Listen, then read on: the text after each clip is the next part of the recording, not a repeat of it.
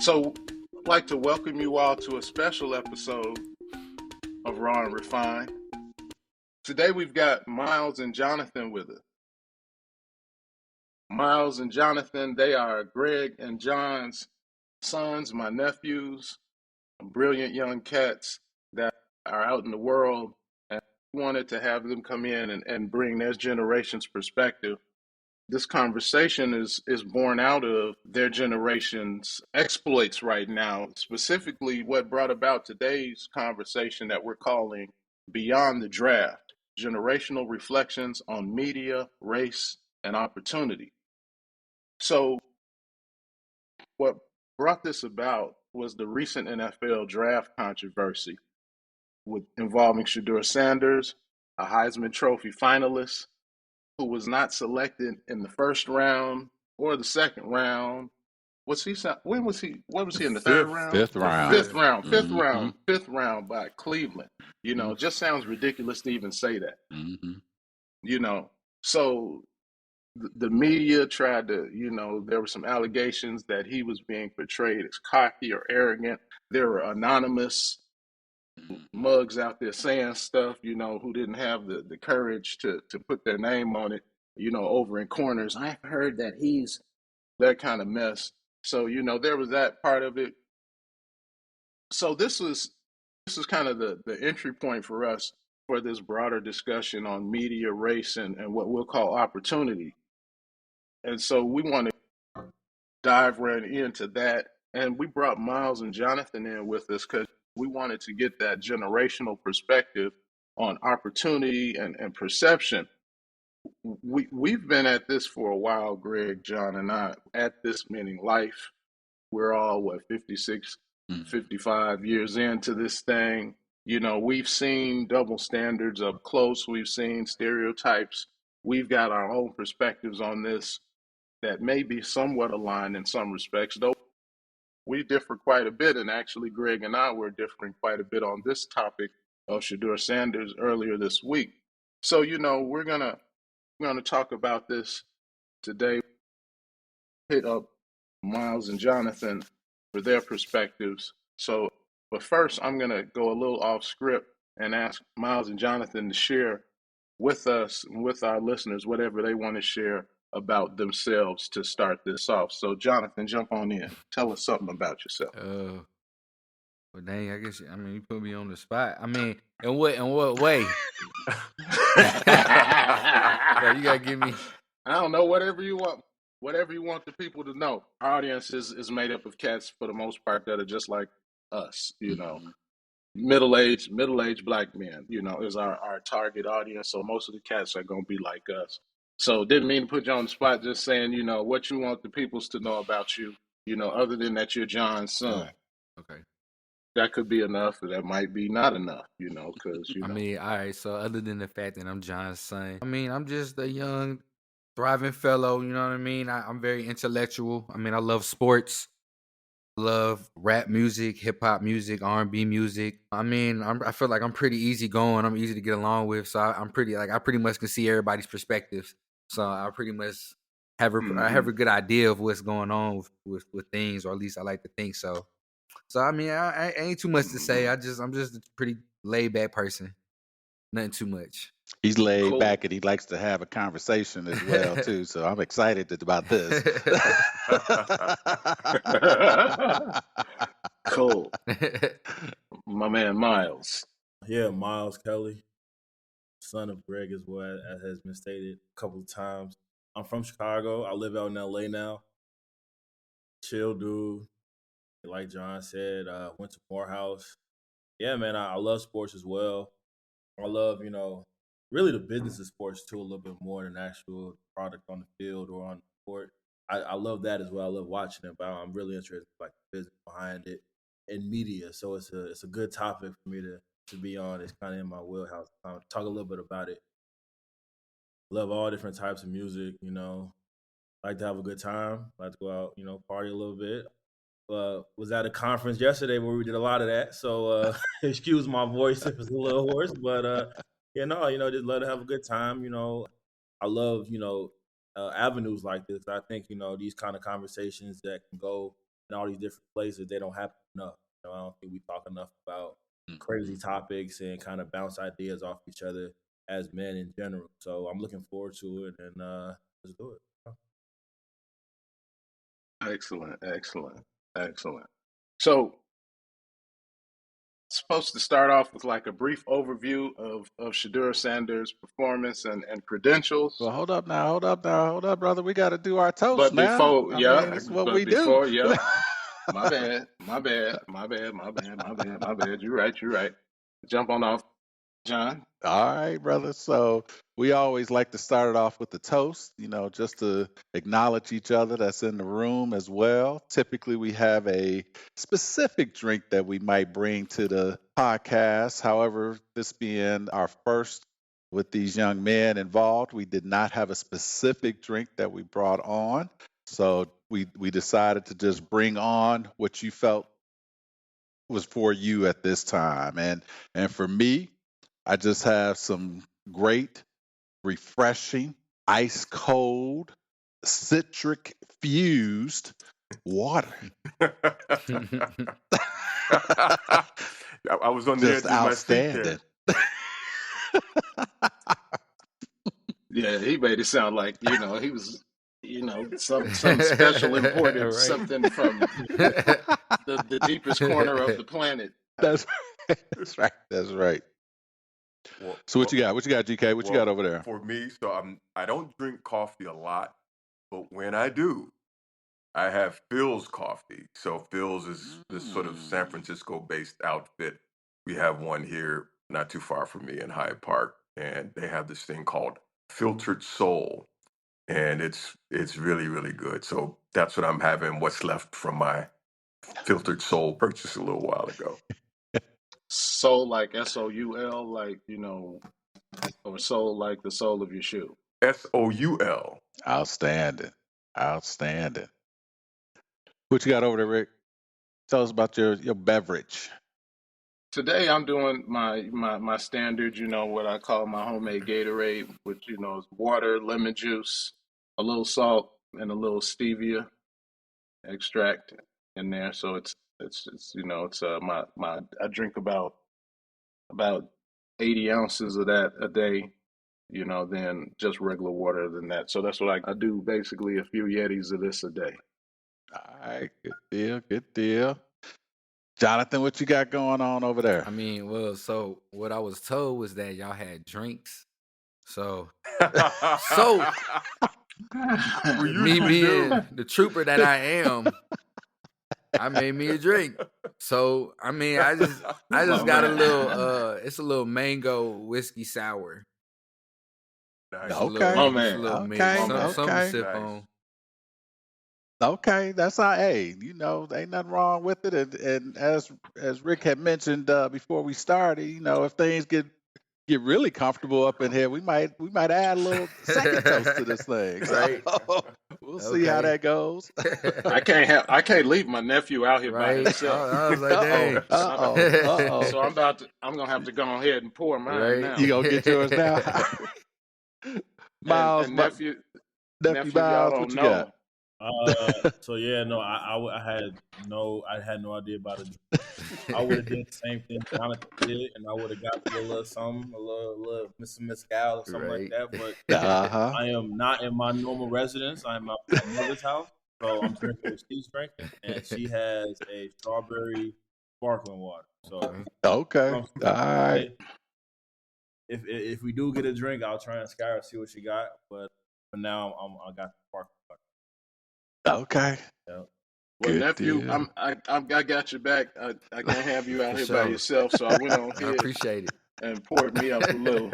I got this Bardstown right here, Origin series. It's really nice. Yeah, nice bourbon. Okay. So I'm rolling with you, and because of you backstory here, your old man and your uncle over there called me out during one of our previous episodes because what were we doing? We were doing champagnes, right, or something of that Right. sort. So I had my prosecco in my Yeti. Oh. So they Right. They Like, gave me come a on hard now. time. So I'm gonna have to switch off my background for just a second here. I was gonna show you now, of course. When I say that, then it wants to act janky. So I don't know if you can see my glass, but this is a very nice Oh crystal yeah. with the words Central Intelligence Agency Okay. across there. Real nice. These are these these were a Okay. gift. So Uh-huh. so Much better. It's all real right, there nice. you go. Much better. I'm going to start off with just to give you a little something about Shador Sanders.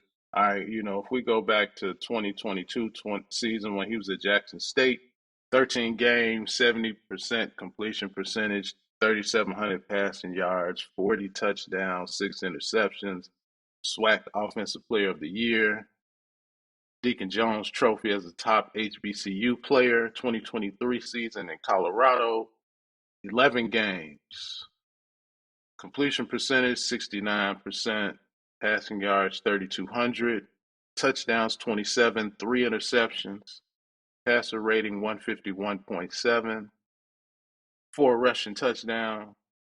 He set the Colorado single game record 500 passing yards.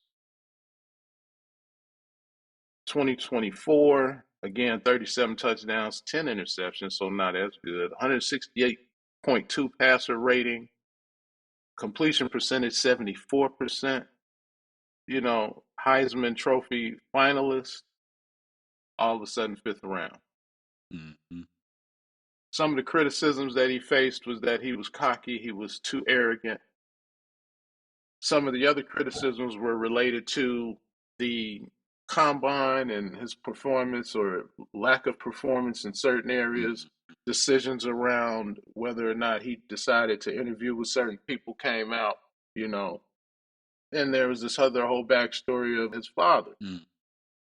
And, his input, his advice, or decisions that were made that his father may have contributed to, and how all of this went down. But the bottom line was he wasn't a fifth round pick. Mhm. He was one of 4 cats that was up there in that Heisman photo, right? And somehow he went in the fifth round. And I call BS, but now I'm gonna hand the mic over to Greg.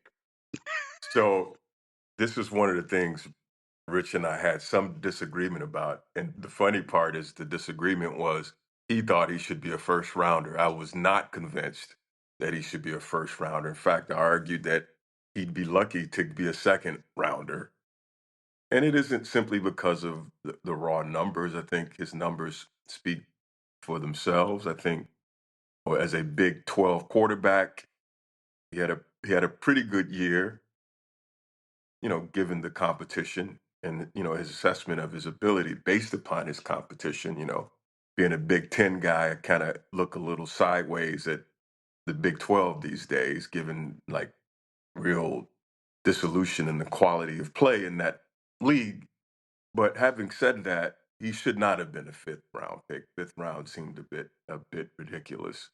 But he's a reflection though of some historical trends that we've seen over the years about black athletes and black males in particular.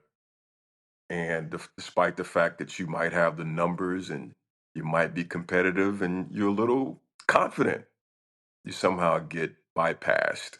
And so there are a number of historical examples. You can go back to boxing, right? We can go back to Jack Johnson and the perception that he was just so arrogant, even while he was beating everybody up. It was what he was doing, of course, off the mat that really got his attention, including being with white women. But there's also this example of people like, Johnny, Manziel, who, got drafted, had some really, you know, crazy numbers, but he still got drafted fairly early on. And so there's this question with Shador, whether or not he was treated differently because of his arrogance. And there are, white counterparts like, Johnny Football. He even had a name for him, right? Johnny Football. And our other guy, Baker Mayfield. So many Mhm. examples of really fairly arrogant white quarterbacks who were not just Heisman Trophy winners, but also got drafted fairly early on in the draft, but were celebrated for being sort of edgy and cocky and all of that Mhm. stuff. So the argument against Shador is that his cockiness worked against him. And so, I think there's a lot of basis for that, but I'm sure we'll get a lot of justification for that, but we'll get more into that in the future part of this conversation. But it's clear that arrogance, cockiness hasn't stopped other quarterbacks and other athletes in sports from getting their shine. But in this case, and in the case of other black athletes, there seems to be a double standard when it comes to just pure confidence.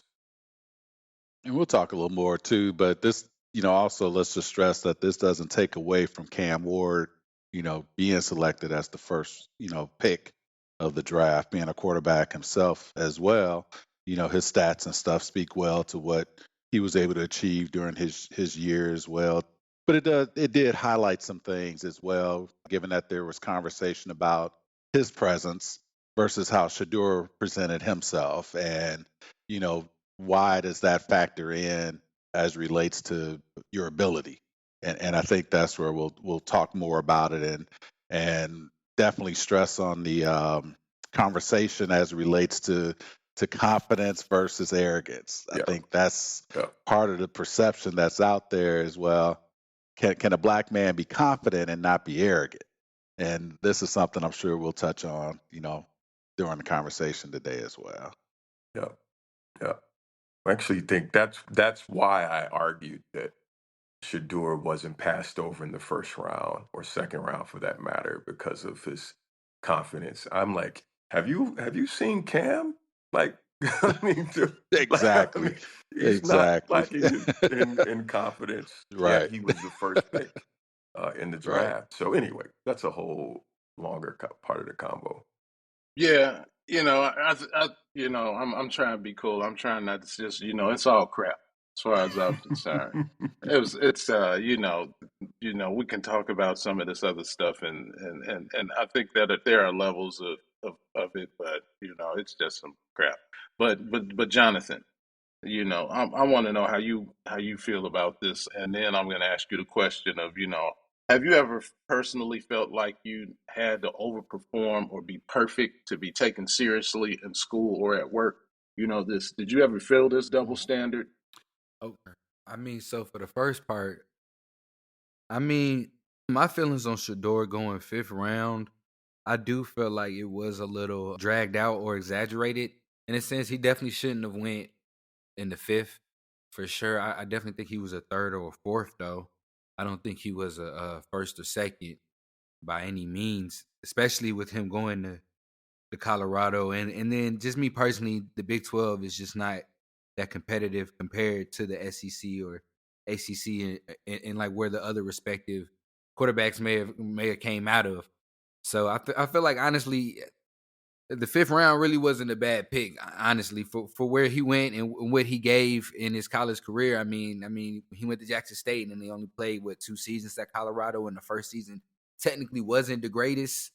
You know what I mean? So it's just I really do think it was realistic. I really don't. I do think it was.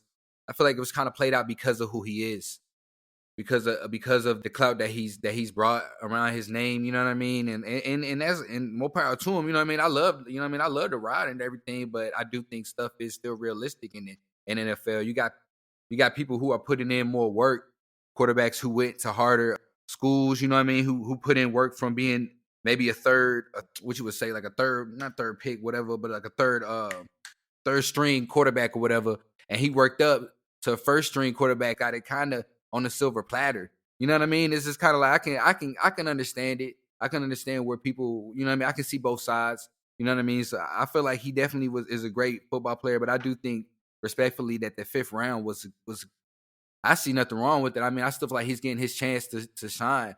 You know what I mean? At the end of the day, it's not like he didn't get drafted. Now, if he went undrafted, now that's a different story. Now we are looking at, you know what I mean? All right, now something going on.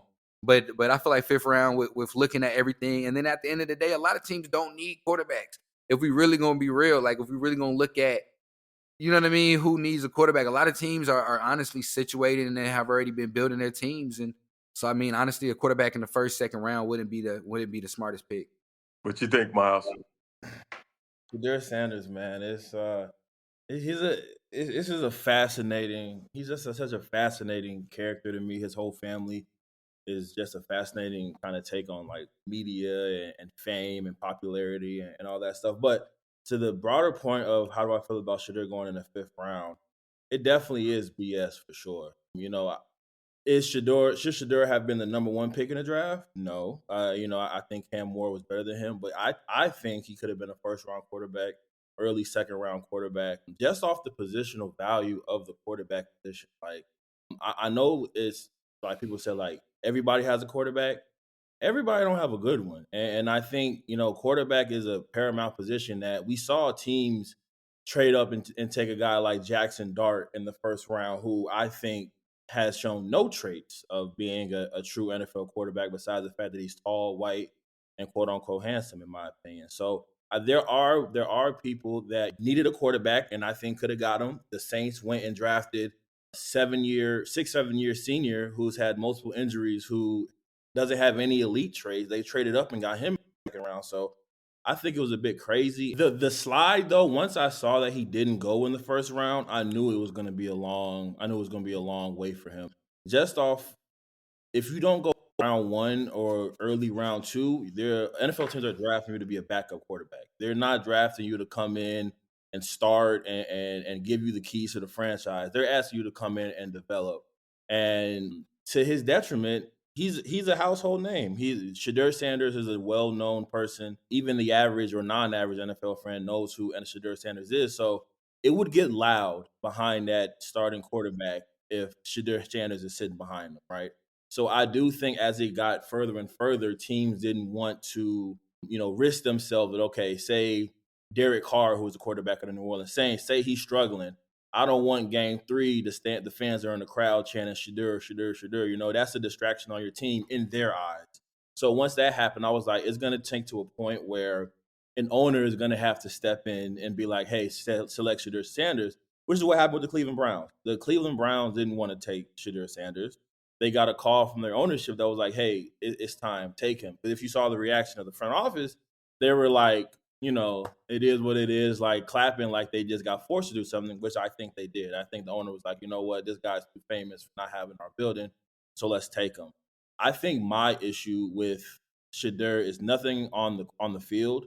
I think there are valid field concerns that scouts raised with him, but interestingly enough, they never raised those before the draft happened. So before the draft, there's an entire media complex of mock drafts and predictions and all these things, and they talked to all these scouts. Nobody was saying Shedeur was going behind the second round. And then all of a sudden, when the draft was happening, and after the draft, well, it makes sense that no, you weren't saying that months ago. You were not saying that. You predicted him. Some predicted him to go 3 to the Giants.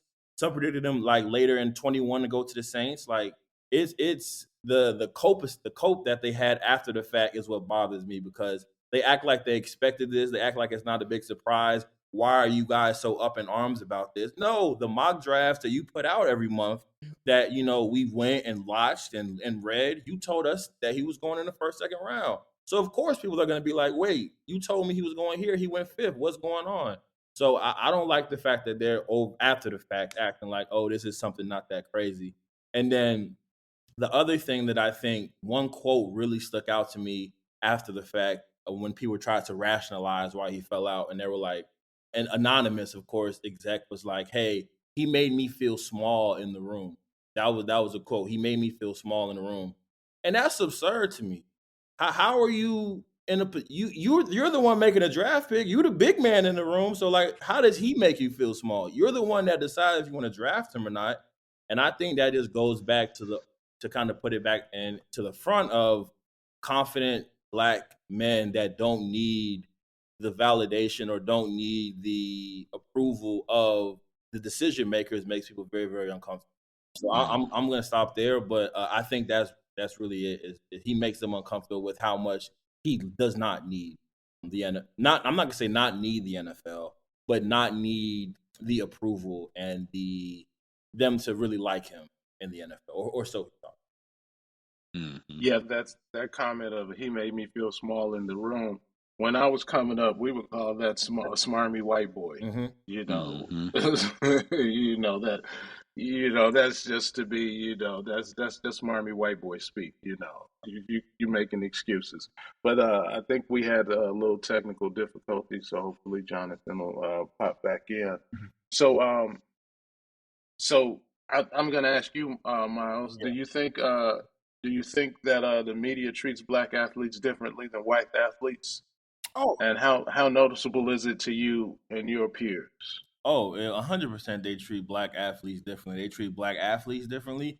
Black coaches, black general managers, black president, like Hmm. any position in sports, black and whites are compared a little bit differently.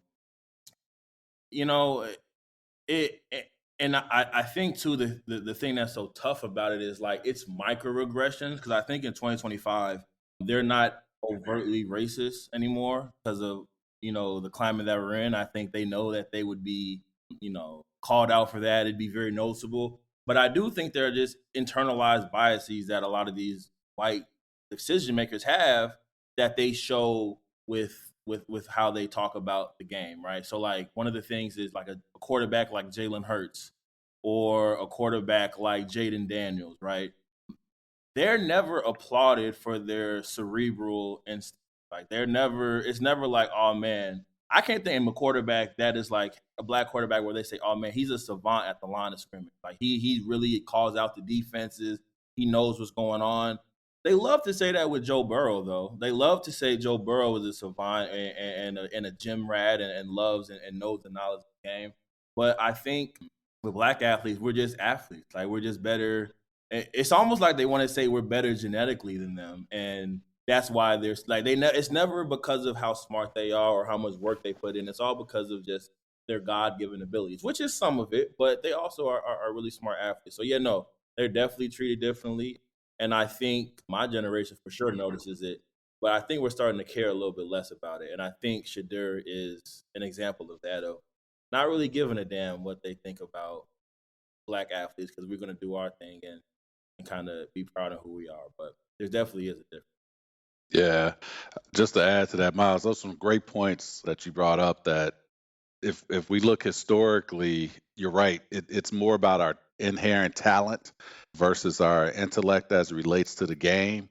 And we know that it's more than just the talent. We know that they do have the intellect of the game, and that's why they achieve and that's why they win as well. But we're in a society that still wants to see us as different, and we are continuing to try to work through that as well. Current times making it a little harder to do so, but we're not ending the fight or giving up on that as well. But I thought that those were just some great insights that you brought up as it relates to perception of our stereotypes, and underlying biases that are there as well. Let's shift this conversation a little bit to the media framing of black success and how, it started in sports, but it really extends to every area. And so I'm gonna ask John and Greg to talk a little bit about, your specific industry. Because in mine, I'm in academia, right? I'm a university dean. So historically, in academics, we tend to see black in academia, you know, kind of pushed into certain areas, and historically, in a lot of university settings, right?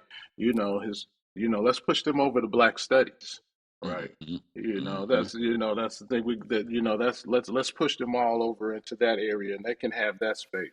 Or they live in the kind of the DEI world, right? Of whatever subtopic we're talking about. They're the black of this, or we're gonna attach black or black cultural studies or something to whatever that is, and that's where we're gonna put the black people in academia. Um, what about in your world, John, in medicine? Yeah, I mean, I think it's something that is again an age old. We see it, still haven't seen much progress, unfortunately. So, right, how many black deans are, deans or presidents of, what would be considered the top 20 schools or universities out there. Those that were got criticized so badly that they had to step down from their position just for sanity's sake. When it comes to medicine, our struggle is still trying to get young black men, especially black women, outrank black men when it comes to medicine, but we're still so small in the percentage. For our population, we are nowhere near having the amount of medical providers out there to take care of our communities that we need to, and it's dwindling, and that is something that is a struggle. It's a matter of how do we continue to encourage, our young people about the importance of medicine. What we hear, of course, is going to school and all that education that they got to go through, but a lot of it is the debt. It's the debt that they have to go through at the end of that thing. And right now, we still don't have any safeguards in place to try to help reduce that. So we still stay, in the minority as it relates to that. Again, how many of us will we see, in the presidents of medical organizations and things of that nature? It's like you said, we may have a role in DEI efforts or running the clinics that are in the underserved areas or things of that nature there. But as we've talked in previous conversations, we have the knowledge, we have the ability, we have the experience to be able to serve in any capacity as well. Well, one of the things I love about sports is that it really is, it's been said like a microcosm of the broader world, and it cuts in so many different ways.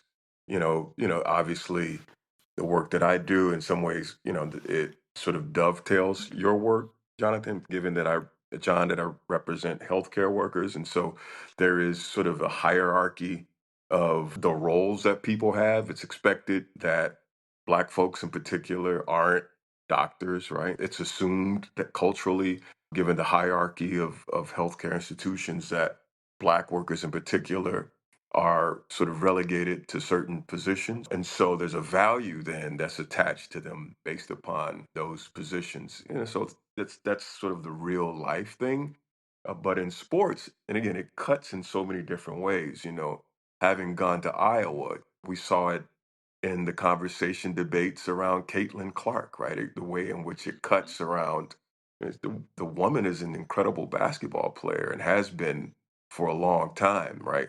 And so there's a certain amount of extra praise, I think, or privilege that she herself has sort of gotten just by virtue of being a white woman from Iowa, right?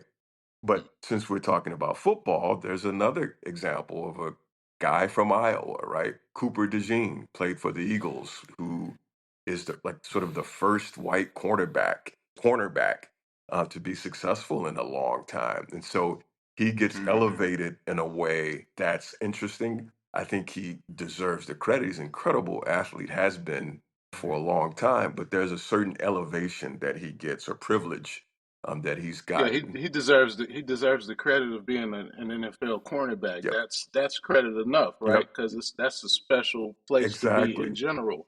Yep. But don't put no extra gravy on that because he's a white boy. Because that's Exactly. DEI in the other direction. Well, and it's It's interesting annoying. to hear Yeah. him talk about it, right? And I saw an interview podcast with Ryan Clark, the Pivot, and they had him on, and he just interesting to hear them sort of in a reverse sort of way think about this question of stereotypes and like the media putting you in a certain box and how you might navigate that. But again, at the bottom, it just really speaks to the ways in which privilege is used to amplify certain people and the ways in which those without privilege are somehow relegated to a lower position, if you will, and not given credit for hard work, for effort. And so just an interesting moment. And the way it plays out in sports really is reflective to me of the ways in which it plays out in broader society. Yep. Sports is supposed to be the last true meritocracy or the only true meritocracy, right? But we keep seeing that getting damaged all the time. I feel like, Jonathan, sorry, go ahead. uh, Oh, okay, go ahead, no, no, I Miles. don't Go mean to ahead. interrupt. No, I was just gonna say just to put a bow on the Cooper DeJean and Caitlin Clark stuff. That stuff is fascinating Hmm. to me. But I think we would all be better, and I think a society would be a lot better if they just admitted that they just like seeing people that look like them do those things. And I think that's where it's an issue. Like, Yep. it's okay that Yeah. you like, like Caitlin Clark, white girl, and a black league getting buckets. Like, you can say Yep. that. Like, Yeah, I would. Yep. If I was white, I would want to that, be somebody to represent I was gonna us. say, like, You know. obviously, Yeah. society is different, and there were different barriers to why certain things exist. But like, when Tiger Woods or when anybody black is in some a white predominated area, I'm rooting for them. Like Issa Rae said, I'm rooting for everybody black, and it's like if you feel that way, they don't ever want to admit that though, and then they use Correct. other reasoning, and then that's what gets me upset. But like, if you want us to be like, hey, Cooper DeJean, white cornerback, it's not a lot of us. I think it's pretty cool. I'd be like, all right, cool, I get it. But they don't want to admit that. And it's like, all right, then why don't you want I mean, Because that's Hmm. what it I'm is. hearing Right. y'all Yeah, it's perspective. like, I guess I Yeah. never really looked at it like that Yeah. from What you that think, I way. I wouldn't be Jonathan? mean, mad at all of I that. don't really pay What do attention you to think, like Jonathan? Caitlin Clark. I mean, honestly, from just being honest. But I mean, with the whole Cooper DeJean thing, I feel like it is. I mean, I feel like it is kind of funny that y'all weren't in it like that. I feel like I just thought it was funny because he was a white dude. You know what I mean? And the fact that Mm-hmm. there ain't been no, it really hasn't been any corner white dudes in ages. You know what I mean? And let alone one that's elite. You know what I mean? That just went to Super Bowl and got a 6 pick. You know what I mean? So it's just like, you know what I mean? Like I guess I kind of I see where you guys are coming from for sure, but I definitely see why he was put on a totem pole because I mean, Hmm. even then, I mean, the Eagles. I mean, let's look at the Eagles. What that team is. I mean, that team is black. You know what I mean? Like everybody is just black. You know what I mean? It's just super black. So it's just like, and then you got this white dude, you know what I mean, who come, like you said, came out of Iowa. I didn't even know he came out of Iowa. So it's just like I could see why people are fascinated with that. You know what I mean? I could see, I mean, I wouldn't necessarily put it on a race thing, but I could definitely see it definitely does stem from a race thing, though. I could see where you guys are getting it from. I just never looked at it like that. But it was definitely interesting to hear that point of view. Hmm. I just always assumed it was from. I mean, I just looked at it like he was a white dude, a cold white dude. I mean, but I guess it's just how I was raised. You know what I mean? Like I just looked at it like he was a cold white dude. He's balling. You know what I mean? And he got it. He worked hard because, like I said, I know how hard it is even just play the corner position. You know what I mean? To even be starting on the Eagles on one of the best Yeah. defenses in the league. It's just, I mean, shoot, more power to him. Like I wasn't even paying attention to the race. You know what I mean? Like that, but that's just me. Yeah. See, Yeah. you're a decent human being, is what it sounds like. You know, I mean, ultimately, that's not been your focus. You just actually focus. That's what sports is supposed to be. If somebody's Exactly. cold, then Yep. that's cool. Yep. When we were shorties coming up, basketball was my thing. So, in a heartbeat, I would be out there on the court, claiming bird, Exactly. shooting a shot. Nobody thought twice about that. If somebody was cold, then you Oh liked yeah, them of because they course. was cold. You Of didn't course. really even care about the race thing. It was just, but that's the way For sports sure. was, supposed to be. And obviously, it hasn't always been that way. It's America, right? We've had to break into every sport that we wanted to because they tried to keep it to themselves, at least in terms of money. That was part one of the conversation. Stay tuned for the release of part two coming soon.